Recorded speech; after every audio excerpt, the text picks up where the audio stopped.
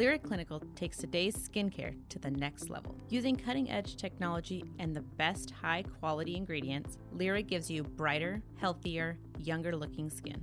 With award-winning products, advanced education, and innovative skincare philosophies, Lyra Clinical is redefining aesthetics and offering superior products and treatments that produce remarkable results. It's beauty from the inside out. Be bright, be beautiful, Lyra Clinical.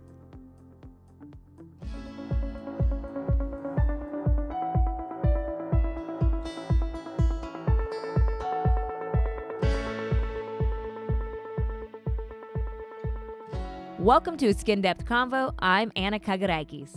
This is a show focused on educating and inspiring all those in the skincare and beauty industry. But it is also a show for those looking to improve themselves from the inside out. May is Skin Cancer Awareness Month.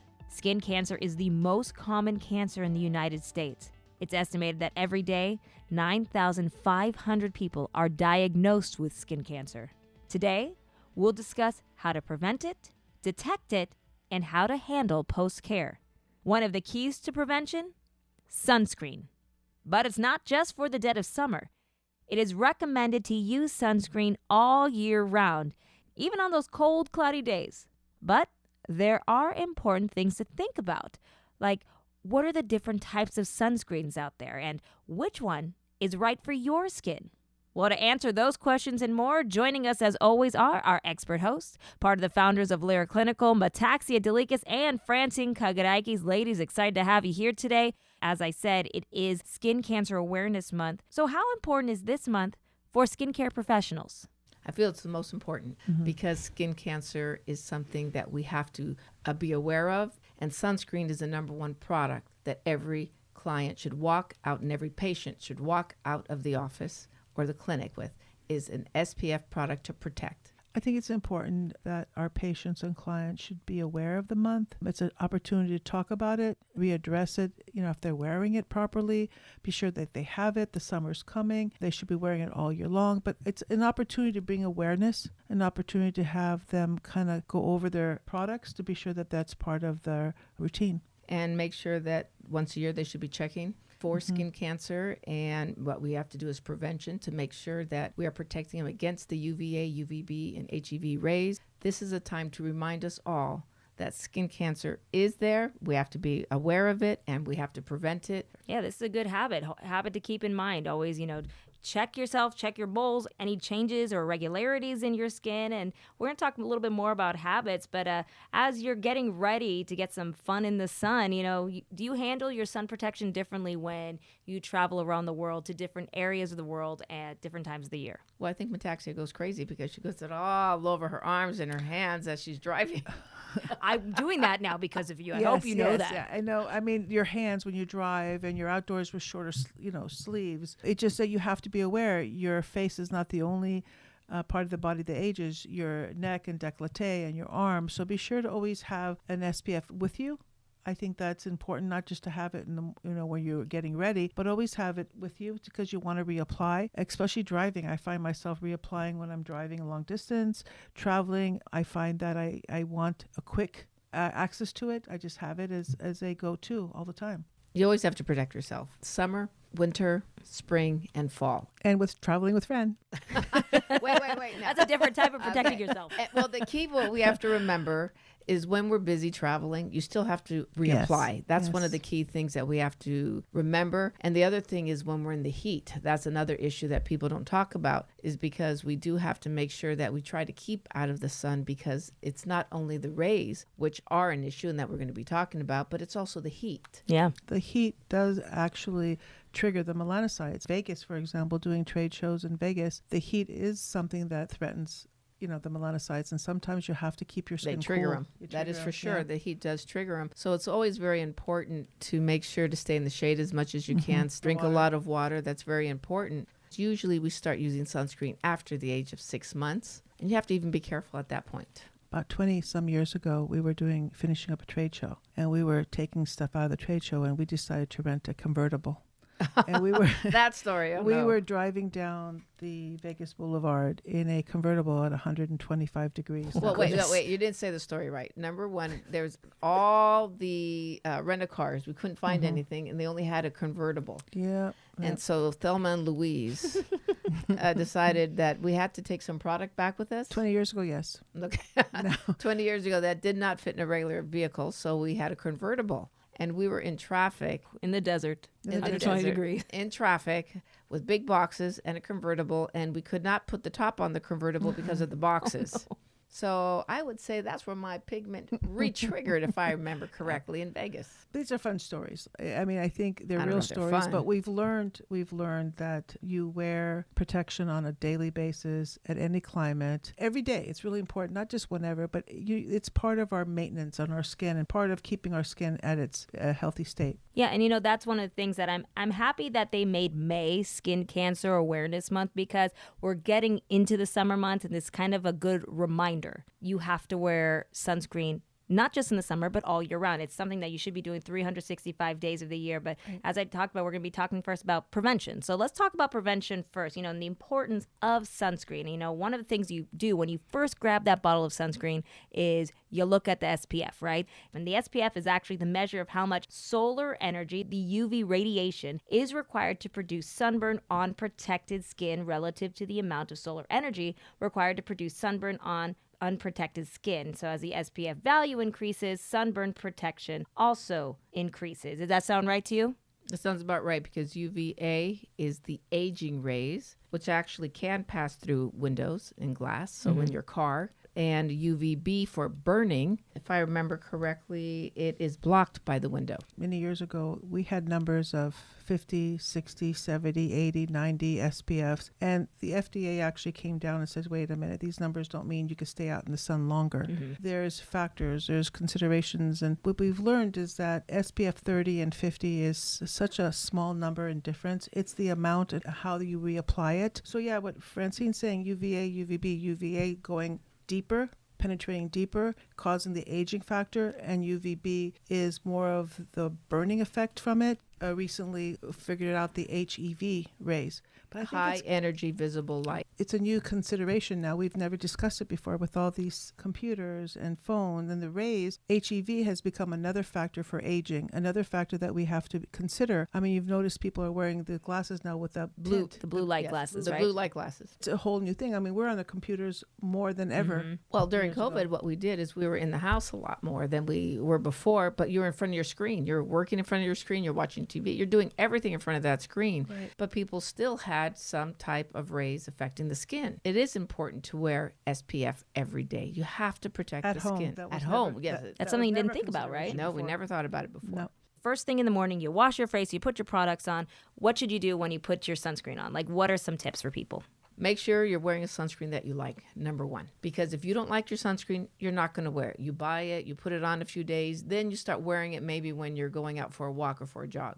Or then you start wearing it, when I'm going to go out and be out for a while, I'll wear it then. But if you make it a daily routine, it changes everything. This is why it's so important to like the sunscreen that you're using. And today we're able to actually have professional sunscreens that do a lot more. We have sunscreens that work for concealing and protecting the skin. Well, we have choices. Well, we have choices, we have we do, but choices. we also have certain ones that are concealers that actually we can wear them as makeup, like our BBs. You could wear them as a BB, so you have sunscreen, you have peptides, you have plant stem cells, so they have anti-age factors in there, but you also have certain things to actually wear it as a concealer so your skin looks like you're wearing makeup. I think for me, I used to put an SPF and I would put foundation on top of it. Now our BBs has given us an opportunity not only to have that moisture factor or that skincare benefit and That then dewy have the look. coverage, that dewy You look. have that nice So dewy look. all we use is the BBs as our finished product. Then it becomes not something that you have to think about and maybe you're going to wear it today or maybe not.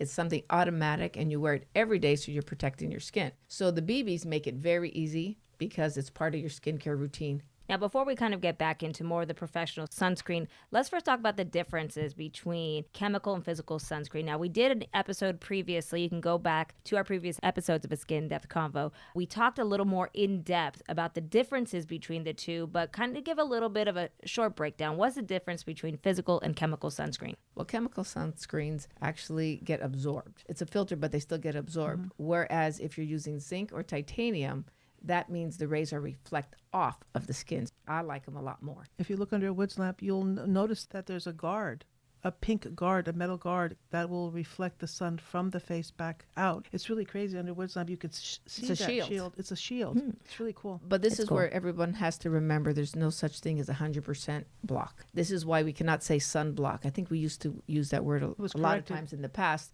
because nothing is 100%. When you use an SPF 30, it's 97%. And an SPF 50 is 1% higher. So it's not that big of a difference. And that's where you're right. That's where the FDA came in and said, wait a minute, higher levels of SPF does not give you a higher level of a higher No, exposure. you still have to You still- reapply every 2 hours, especially when you're out. And the amount.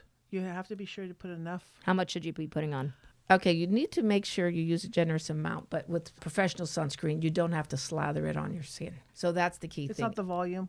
No, because they're much more concentrated than they were in the past. Now you don't have to do that. We talked about the BBs, but then we also have other sunscreens. They're also used as skin moisturizers and repair. We also have sunscreens that actually have skin brighteners. Our sunscreens today work as your daily moisturizer, work as your daily repair. We are constantly correcting. Right. And that's the key. You have to remember, you don't have to have as much coverage as before, but you have to have SPF.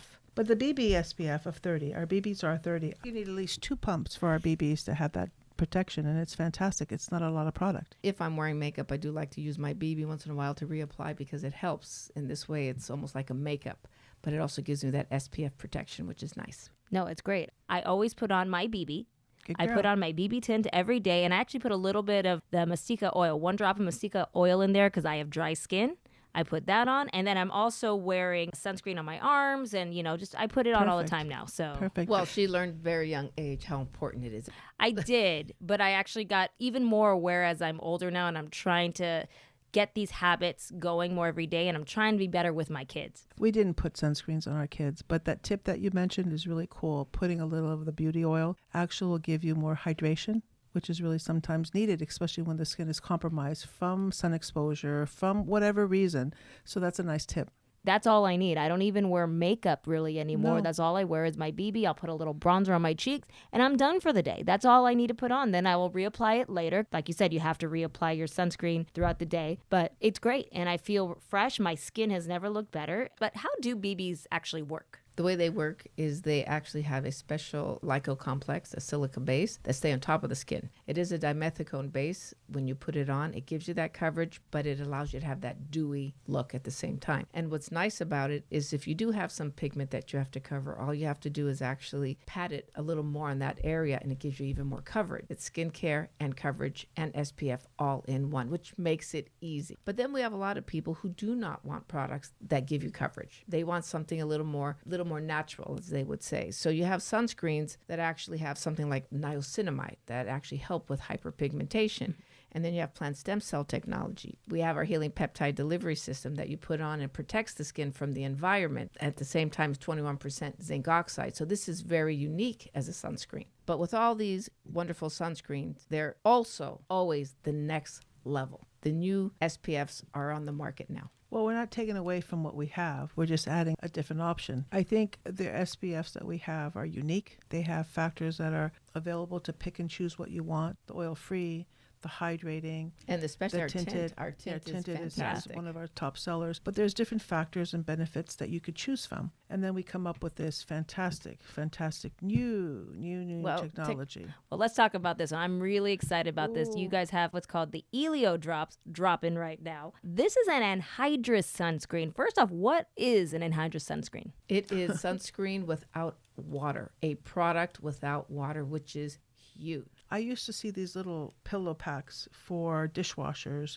and for doing your laundry detergents. And I'm thinking, I'm not going to do that. I want my big jug. I want to carry the big jug. And I tried it because I really wanted to see the difference. And I'm going to be honest with you. It's the concentration. I'm addicted to these smaller size, effective type of pillow packs. And it made sense what we're doing with these Elio drops. I mean, no water. Think about it. But the no water means what, Fran? No water, no preservatives. Yeah, that's so great. cool. What we're looking for now, clean beauty. And we're looking for more and more products that actually allow us to use less preservatives and pure product. So now you use 2 or 3 drops for your entire face. And you're able to put sunscreen with lipid-soluble vitamin C that will help with HEV light. Right. And you're able to apply it. But the key that you have to remember is when you're using an anhydrous product, you have to be careful the product isn't drying, because when you don't put water in a product, sometimes it could feel a little drier. Chemistry behind it is the polysilicon 11. It's a new ingredient that's a level up from dimethicone. So you're able to have that silky feel.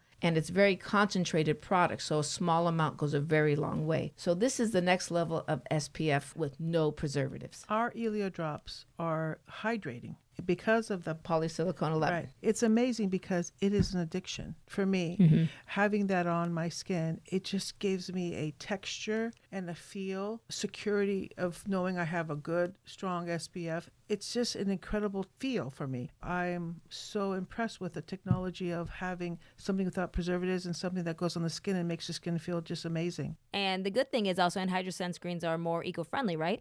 Well, all of our sunscreens are reef safe, and that's very important. Our boxes, if you look at our SPF boxes, you'll notice that there is symbols on them telling the benefit, additional benefit of our formulations. I think Lyra's formulations are multifunctional. I think that it is considered not just an SPF, but just to be something that helps with pigment, anti-aging, building. So our SPFs are just as important as our cleansers, our serums, our creams. This is part of our daily routine. They're valuable as some of the high-end serums. This was not our first attempt on anhydrous. I know. Oil-free. It was always anhydrous. Really?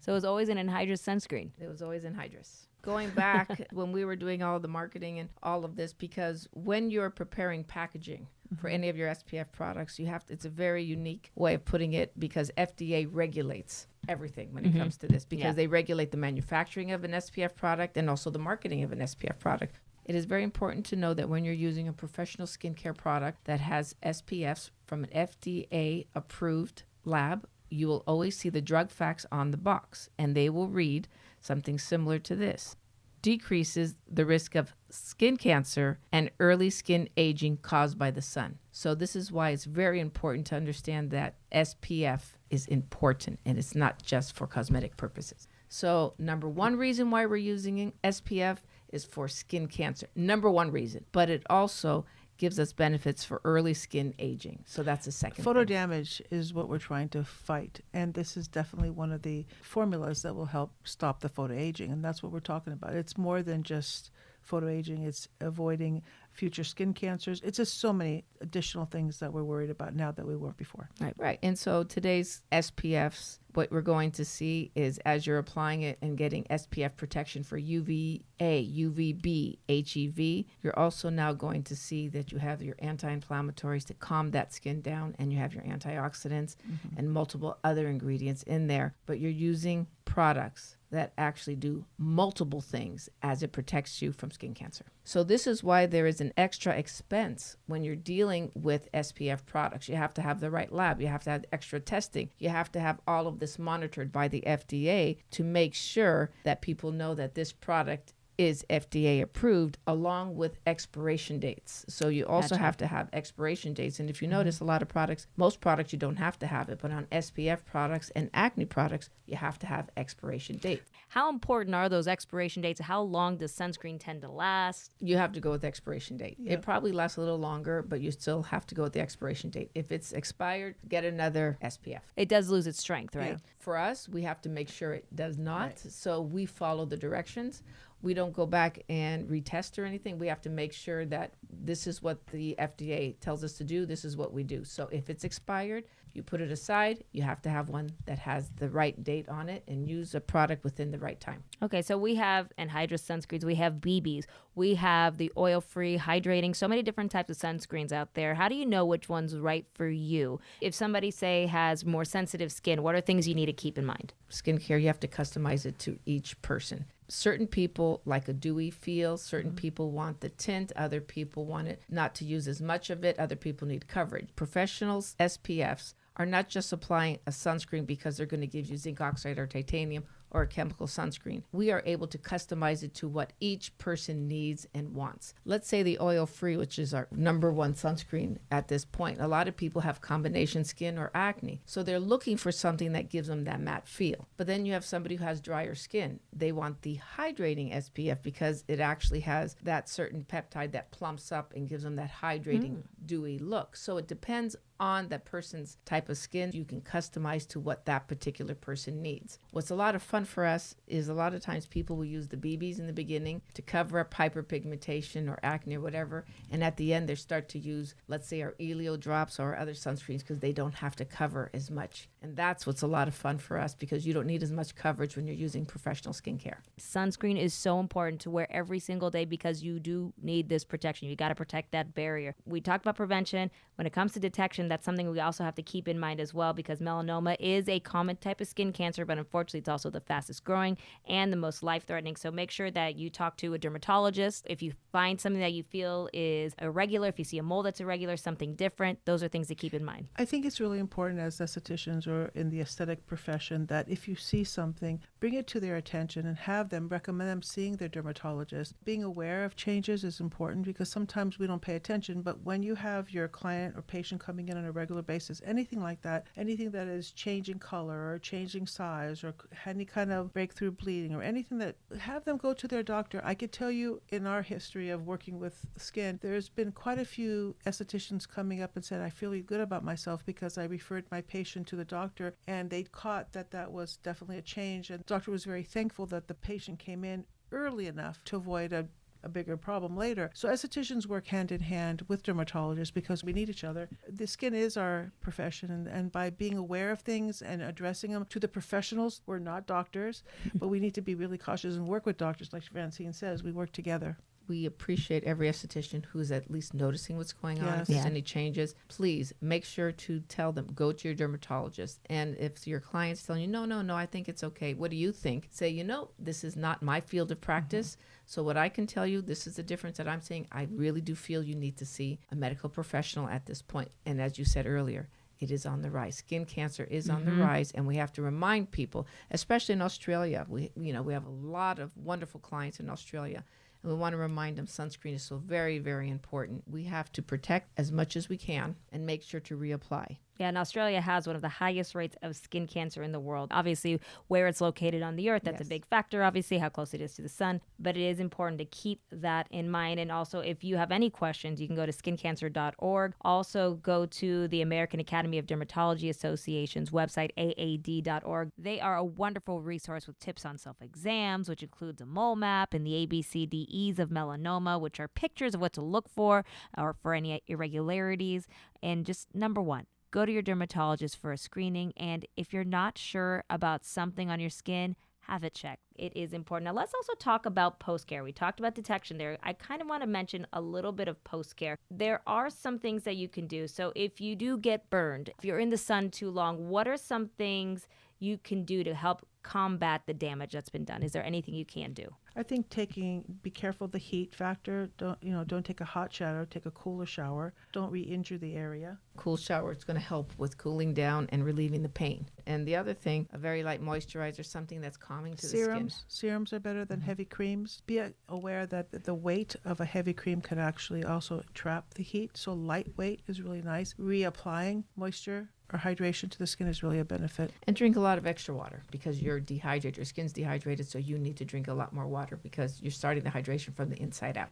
Okay, so the hydration is both inside and outside. Take care of the hydration. What about aloe vera? I remember growing up and hearing like, I got a sunburn, I put aloe vera on I there. put That's aloe still on you one time. I Yep. remember putting aloe on Anna, and she started saying, "Mom, it burns, it burns, it burns," because your skin was so sensitive at the time. But at that point, your skin was already sensitive. And so you have to be careful what you're putting on because everything is going to feel like it's burning. And I do want to remind people too. I mean, I grew up with the time of, okay, I have a burn. That means it's going to turn into a really nice base tan.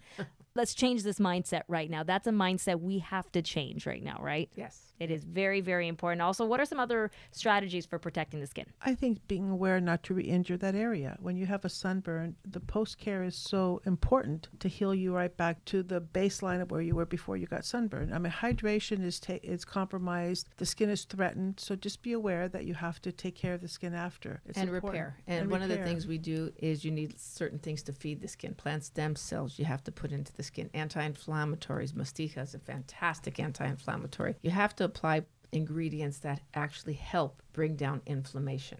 Another thing that we didn't have is clothes that have the SPF factor. Oh, yeah. There's hats with SPF factors. There's clothes. That really helps. If you're going to be in the sun, prepare. Prepare, especially when you're going to be swimming. There is so many different options that we didn't have a few years ago. So I would be aware of that too. And we're more conscious of it. You're not going to sit out in the lake, sitting out there with no hat, no sunglasses, no sunscreen, and just say, "Oh, well, I forgot it." No, you have to prepare. Don't put the oil on and hope, yes. Crisco oil and hoping to No. get. Brenda says when she was younger, our partner Brenda said that she would literally put baby oil and try Yeah. to get this rich tan. All it did is brought up her freckles. I did the same thing because I thought I could really get darker and even. It doesn't work like that. All you're doing is putting additional risk and become more of that freckling effect, that which you don't want. That's No, not what and you want. have to feed the skin. Even nowadays, we have body product that have vitamin C, that also have anti-inflammatories, and of course antioxidants. Melanin is your natural antioxidant in the skin, because when the free radicals from the sun actually in the rays go into the skin,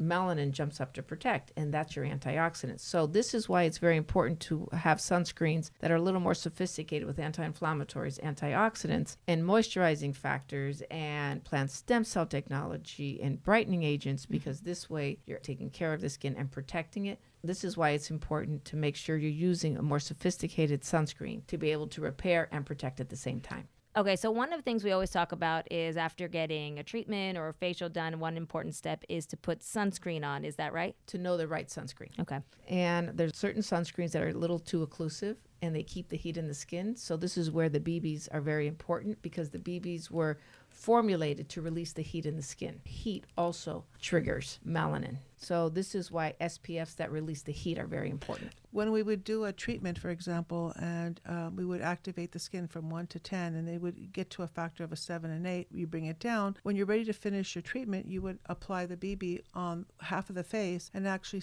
ask them, what did they feel? What did that sensation from 1 to 10? And you would most likely find that it's gone down, because that BB is there to protect and reduce that sensation. And then all of a sudden you would bring a wood lamp and see that there was a guard on the side that you put the BB. So you explain to your patient that protection is there not only for the sun, but it's protecting the melanocytes, it's protecting the skin and letting it breathe and calming that sensation down. And I think the biggest question we get is, why 30, why not 50? To answer We get that a we get that a lot. 97, 98 to me is not a big factor. It's the consistency, what you're going to get from an SPF choice. 1% is not going to change it. It's the reapplication, what Francine said earlier. Reapplication and awareness that it's not waterproof. That was a conversation we had. Nothing's waterproof. There's no SPF waterproof. Water resistant, reapplication. And that's a big one. Yeah. Because people are saying, is sunscreen waterproof? No, it is not. No, there's not. We want them to apply it like they would skincare, because it is skincare at the end of the day. When we started in the skincare business, there's always one product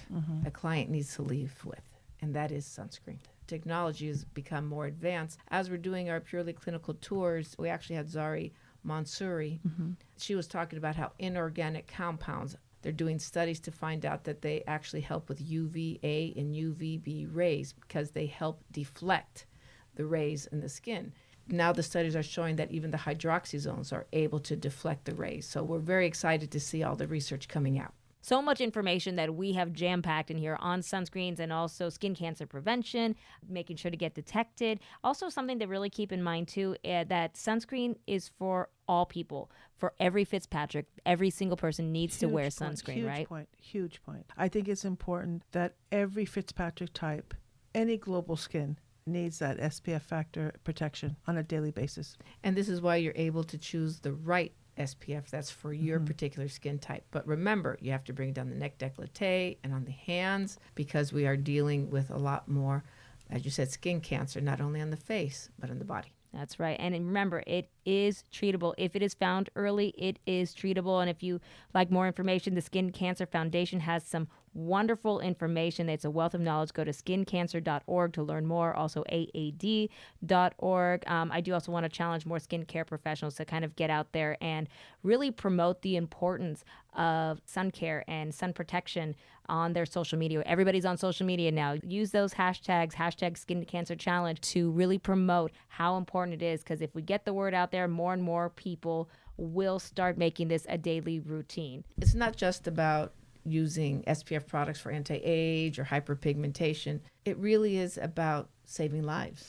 Our mother had skin cancer and had Mohs surgery. It could affect every one of us, family members, whatever. And you're right, Fran, it should be not just as far as aging factor, it is to save lives. And the more we're aware of it and talk about it, start this at a younger age, the better it's going to be for everyone. And preventing is one of the biggest things that you have to remember. The other thing they have is there's a lot of aerosol spray SPFs out there in the market. And the key you have to remember is the application of how it's applied on the skin, make sure it is covered correctly. That's something that, yes, we've been looking into it. We were trying to see how it works, but you have to make sure not to inhale it. Yes. So especially when the parents are quickly spraying it on their children before they go swimming, and it's convenient. I think what we have to look at is you don't inhale that particular sunscreen. You have to use it carefully and understand the coverage and making sure you use it in a safe way. You're trying to protect one part of yourself from skin cancer. You might be hurting yourself in another way. So it is important to be mindful of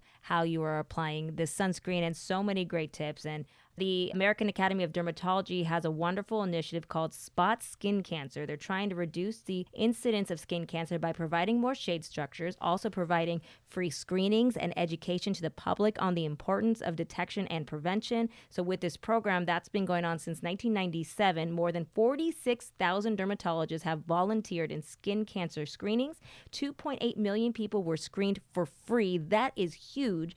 In that, more than 33,000 suspected melanomas were found. I think that is something that's incredibly important. I had a job once before where they actually offered free screening during the month of May. It sometimes seems so hard to get a screening done that it needs to be part of an annual physical. We need to make it a priority. It is important. And this is nice because in May, we do remind ourselves it's time to pay attention before the warm weather hits again. And we're starting to get out in the sun. So pay attention and speak to your professionals. And then before we go, we did get actually a question emailed from Carla regarding sunscreen. She asked, does sunscreen limit the amount of vitamin D intake? I think the whole idea is we do want to protect ourselves from the rays. So if you are concerned about the vitamin D, there are supplements you can take. Speak to your physician and get your levels taken so you can know what to do. But protection is still number one. I think the high peak rays is between 10 and 2. So if you really want to be exposed to a little bit of sunlight before 10 o'clock in the morning or after 2 o'clock is a recommendation. And again, the time, you don't have to be out there for hours. It's how you can put yourself in a compromised situation too much without protection. These are the factors, because we are here to tell you that, yes, we could reduce skin cancer. We are aware of it. We're trying to do our best to give you the latest technology and formulations so that you can wear it on a regular basis. All right, before we go, what's one final takeaway that you want anyone who listens to the show to remember about sunscreen and protecting your skin? Just remember, it hasn't changed. If you're only going to get one product, it has to be an SPF, number one. Number two is that SPF should be a part of your daily routine. It should not be just selected on going out, selected on certain times. It should be part of your daily routine, because skin cancer is rising and we want to be sure that you live longer, and that's more important than anything else. And there's many products that you're able to find that you're able to use daily and enjoy using it and see the benefits. And for the male clients who don't take the time, you make the time. Yep. Because it's not because how it feels, it's because what it does. Yeah, and it's not just about wrinkles anymore. You got hyperpigmentation and also the big thing, skin cancer. So you have to fight it. You have to make sure this is so important. It is the mindset that is so important. It is a habit that you need to get into. Wear your sunscreen and also protect your skin, whether it's wearing hats, whether it's, covering, and just being cautious of the times of the day with your skin. And again, if you have any questions, just like Carla did, go ahead and email us at skindepthconvo@lyraclinical.com. That's skindepthconvo@lyraclinical.com. And remember to subscribe to the podcast. You can go to Apple Podcasts or any of your other favorite directories, Spotify, you name it. And that will do it for us today. For all of us at Skin Depth Convo, I'm Anna Kagarakis. Wear your sunscreen and we'll talk soon. Thank you, Anna. Thank you, Anna.